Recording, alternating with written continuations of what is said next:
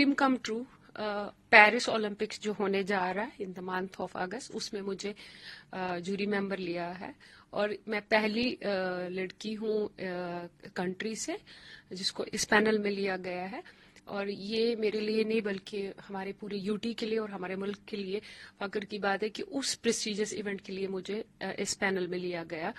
और ये सफ़र 1998 में शुरुआत हुई डल झील से और इसमें 98 से लेकर 2007 तक मैंने अपने यूटी को रिप्रेजेंट किया and I have represent my country in World Cup 2009 and I was a jury member in Asian Games also जो चाइना में हुआ। I was there chief finish जज।